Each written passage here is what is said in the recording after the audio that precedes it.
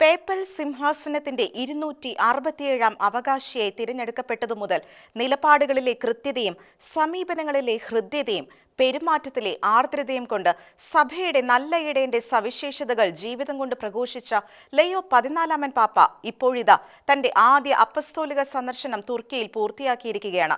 ഇസ്ലാമിക രാജ്യമായ തുർക്കിയിൽ വെച്ച് ക്രിസ്തുവിനെ പ്രവാചകനായി മാത്രം കാണുന്ന പ്രവണതയ്ക്കെതിരെയും അവിടുന്ന് ജീവിക്കുന്ന സത്യദൈവമെന്നും പ്രഘോഷിച്ച് പാപ്പ നടത്തിയ പ്രസംഗം വൈറലാകുകയാണ്. But there is also another challenge, which we might call a new Arianism, present in today's culture and sometimes even among believers. This occurs when Jesus is admired on a merely human level, perhaps even with religious respect, yet not truly regarded as the living and true God among us. His divinity, his lordship over history, is overshadowed, and he is reduced to a great historical figure, a wise teacher, or a prophet who fought for justice, but nothing more. Nicaea reminds us that Jesus Christ is not a figure of the past. He is the Son of God, present among us, guiding history toward the future promised by God. ആദ്യ സന്ദർശനത്തിന് തുർക്കിയുടെ മണ്ണ് തിരഞ്ഞെടുത്തതു മുതൽ അവിടെ നടത്തിയ സന്ദർശനത്തിലുടനീളവും അവിടെ പാപ്പ പ്രഘോഷിച്ച വാക്കുകളിലും ഇടപഴകലുകളിലും സഭയുടെ സത്യവിശ്വാസത്തിനും പാരമ്പര്യങ്ങൾക്കും പാപ്പ നൽകുന്ന പ്രാധാന്യം വളരെ വ്യക്തമായിരുന്നു. തുർക്കിയെ വിശുദ്ധ നാട് എന്ന് വിശേഷിപ്പിച്ച പാപ്പ ഇസ്രായേലിന്റെയും ക്രൈസ്തവരുടെയും ചരിത്രം കൂട്ടിമുട്ടുന്ന സ്ഥലമെന്നും പഴയ നിയമവും പുതിയ നിയമവും പുണരുന്ന സ്ഥലമെന്നും നിരവധി കൗൺസിലുകളുടെ താളുകൾ എഴുതപ്പെട്ട ഇടമെന്നും തുർക്കിയെ വിശേഷിപ്പിക്കുകയും ചെയ്തു. അന്ത്യോക്യയിൽ ആദ്യമായി ക്രൈസ്തവർ എന്ന പേരിൽ സഭ അറിയപ്പെട്ടതും വിശുദ്ധ പൗലോസിന്റെയും വിശുദ്ധ യോഹന്നാന്റെയും സഭാപിതാക്കന്മാരുടെയും പ്രവർത്തനങ്ങളും പാപ്പ അനുസ്മരിക്കുകയുമുണ്ടായി. വിശ്വാസത്തിന്റെ ഉറവിടങ്ങളുടെ നാട്ടിൽ വിശ്വാസത്തിന്റെ പ്രാധാന്യം പാപ്പ അടിവരയിട്ട് ചൂണ്ടിക്കാട്ടി. AD 325 ഇന്നത്തെ ഇസ്നിക്കിൽ ചേർന്ന നിക്യ സുനഹദോസിൽ വെച്ച് അന്ന് വരെ ഉടലെടുത്ത സ്വയപ്രഖ്യാപിത പാഷണ്ഡതകളെ തച്ചുടച്ച് സഭാപിതാക്കന്മാർ ഒരുമിച്ച് ചേർന്ന് നിന്ന് വിശ്വാസ പ്രഖ്യാപനം നടത്തിയ വിശുദ്ധ നിയോഫൈറ്റസിന്റെ ബസിലിക്കയുടെ ഇന്നത്തെ പൗരാണിക ശേഷിപ്പുകൾക്ക് മുകളിൽ നിന്ന് 1700 വർഷങ്ങൾക്ക് ശേഷം അതേ വിശ്വാസ പാരമ്പര്യങ്ങളുടെ പിന്മുറക്കാരായ സഭാ തലവന്മാർ ഒത്തുചേർന്ന് നിക്യ വിശ്വാസ പ്രമാണം വീണ്ടും ഉറക്കെ ഏറ്റുചൊല്ലിയ ചരിത്ര നിമിഷങ്ങളും ക്രൈസ്തവ ചരിത്രത്തിൽ തങ്കലിപികളിൽ കുറിക്കപ്പെട്ട നിമിഷങ്ങളായി മാറി.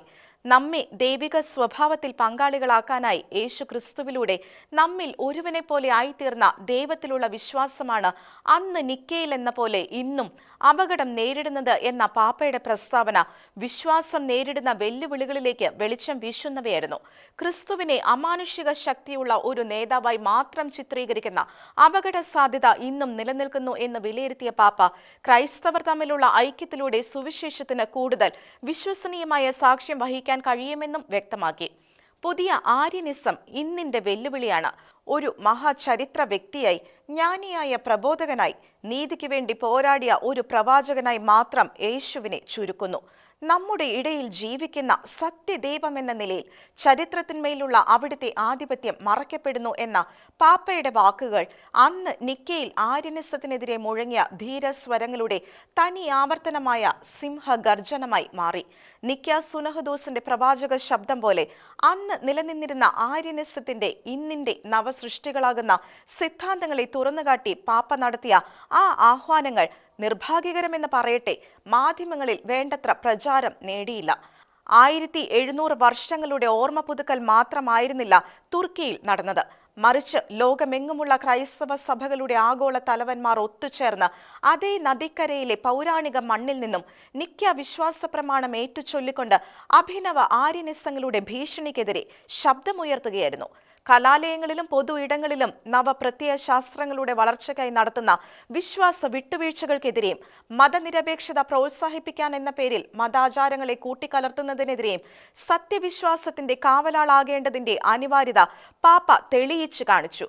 ക്രിസ്തുവിന്റെ ദൈവത്വം നിഷേധിച്ചുകൊണ്ട് വിപ്ലവകാരിയായും പ്രവാചകനായും പലതരത്തിൽ വ്യാഖ്യാനങ്ങൾ നടത്തി പുതുതലമുറയെ വഴിതെറ്റിക്കാൻ വെമ്പൽ കൊള്ളുന്നവരുടെ അബദ്ധ പ്രബോധനങ്ങൾക്കെതിരെ വ്യക്തമായ ബോധ്യം നൽകി ധീര നിലപാടുകളെടുക്കാൻ പാപ്പ ക്രൈസ്തവ ലോകത്തിന് മുന്നിൽ മാതൃകയായിരിക്കുകയാണ്. ബ്ലൂ മോസ്ക് സന്ദർശനത്തിൽ പ്രാർത്ഥനയിൽ പങ്കുചേരാൻ ക്ഷണിച്ചതിനെ ദാറ്റ്സ് ഓക്കെ എന്ന് പറഞ്ഞ് വിനയപൂർവ്വം നിരസിച്ച നിലപാട് അപരന്റെ വിശ്വാസത്തോടുള്ള ബഹുമാനവും സ്നേഹവും സ്വന്തം വിശ്വാസത്തോടുള്ള പ്രതിബദ്ധതയും രണ്ടും രണ്ടാണെന്ന് കൃത്യമായി പറഞ്ഞുവെച്ചു. സഭയുടെ സാർവത്രിക സ്നേഹം സംരക്ഷിച്ചുകൊണ്ട് തന്നെ സത്യവിശ്വാസം സംരക്ഷിക്കേണ്ടത് എങ്ങനെയെന്ന് തെളിയിച്ചു കാണിച്ചു.